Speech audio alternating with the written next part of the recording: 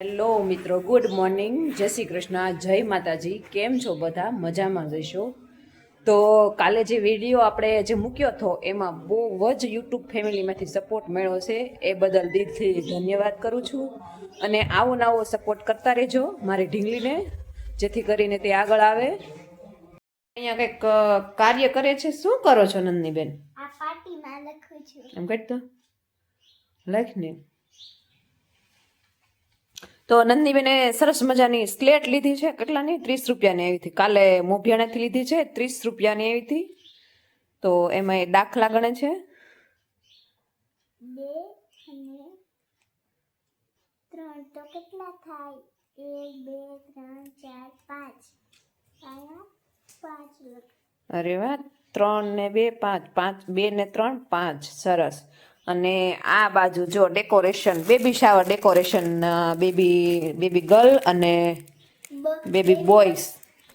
આ baby girl છે ને આ બેબી બોયઝ. સરસ. તો એ રમવા માટે લીધા છે. આ પાટી છે સરસ મજાની. અહીંયા આપણે પેન મૂકીએ. પેન્સિલ છે. હા, એ આ પેન છે અને તમારા બાળકોને જરૂરથી લઈ દેજો. સરવાળા શીખવા માટે. સરવાળા શીખવા માટે બહુ કામ લાગે. લાઈક, શેર અને સબસ્ક્રાઇબ કરવા ભૂલતા નહીં. બાય. હવે ધૈર્યભાઈ શું કામ કરે છે તે. અને જોવો, પવન પણ બહુ જોરદારનો છે. જો ઝાડવા પણ હલચલ હલચલ કરી રહ્યા છે. કામ કરો છો? ઉથલનું ભાથલ ને ભાથલનું ઉથલ. ધૈર્ય શું ખાય છે? ધૈર્યભાઈ બોર ખાય છે. જે દેશી બોર આવે તે છે. મોટા બોર છે પણ દેશી છે.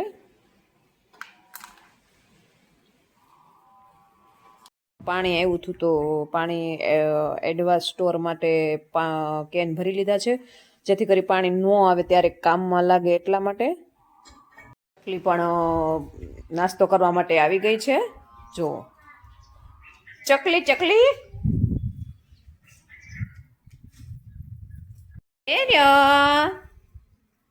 શું કરે દીકરા? જતી તે આવતી તે ચકલી ચકલી ચકલી. તો ધૈર્યભાઈ ચકલીને રમાડે છે.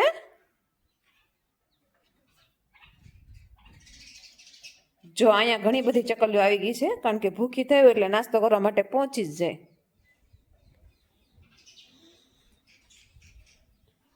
તો ગાઈસ, હવે ભૂખ લાગી છે તો નાસ્તો કરવો છે. અને નાસ્તામાં છે દાડમ. તો દાડમ છે તે વધારે ફાટી ગયેલા છે, પણ ગળિયા બહુ છે. અને આ પણ દેશી દાડમ છે.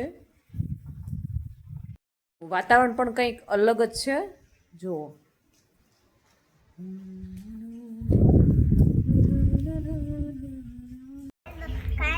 કાલ તો વિડિયો સરસ સપોર્ટ કર્યો છે. એની બદલે ધન્યવાદ. અને હું બહુ જ ખુશ છું. અને હું બહુ જ ખુશ છું. તો આટલો બધો સપોર્ટ મળવાથી મારી ઢીંગલી બહુ જ ખુશ છે આજે. અને એને પણ એટલો શોખ છે વ્લોગ બનાવવાનો. તો એ મને કહેતી હોય કે મમ્મી મને સપોર્ટ બહુ યુટ્યુબ ફેમિલીએ બહુ સપોર્ટ કર્યો છે. એ બદલ હું થેન્ક યુ બોલું છું એમ. હવે હું ઘરનું કામ કરીશ, કારણ કે 2-3 દિવસથી સતત બહાર હતા એટલે કામ બહુ બધું પેન્ડિંગમાં થઈ ગયું છે. તો હવે હું કામ કરીશ. તો ઘણા લોકોને એવો પ્રશ્ન છે કે તમે તમારી બેબીને કઈ રીતના શીખવાડો છો કે શું કરાવો છો એમ. તો મારું કહેવાનું એટલું જ છે એક પેરેન્ટ્સ તરીકે, કે તમે બાળકમાં ધ્યાન આપો અને બાળકની સાથે કાંઈ ને કાંઈ તો 1 કલાકનો ટાઈમ ફરજિયાત આપો. એટલે તમારું બાળક પણ બધું શીખશે. કારણ કે અત્યારે આજકાલમાં યુગમાં જે મમ્મીઓ છે તે ફોનનો વધારે પડતો ઉપયોગ કરે છે અને બાળકમાં ધ્યાન નથી આપી શકતી.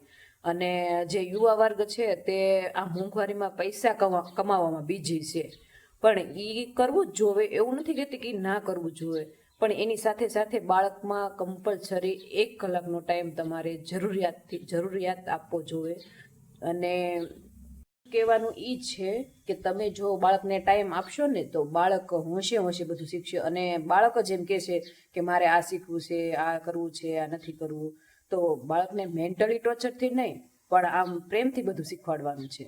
અને આજકાલ સ્કૂલોમાં તમે એવું વિચારો કે બાળક ઘરે તોફાન કરે છે તો વહેલા સ્કૂલે વહેલા આખો દિવસની ફૂલ ડે હોય તેમાં મોકલી દો, તો એ વસ્તુ ખોટી છે. મારી બેબી 5.5 વર્ષની છે પણ હજી ક્યાંય સ્કૂલે નથી જતી, એ ખાલી ગામમાં જ જાય છે.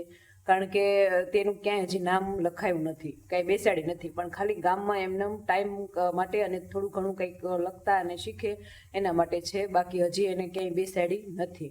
અને તોફાન કરે છે તો એનું સોલ્યુશન એ નથી કે તમે આખો દિવસ એને સ્કૂલે તગડી મૂકો, પણ એનું સોલ્યુશન એ છે કે તમે એની સાથે ટાઈમ કાઢો, તમે એની સાથે ફ્રેન્ડની જેમ રહો.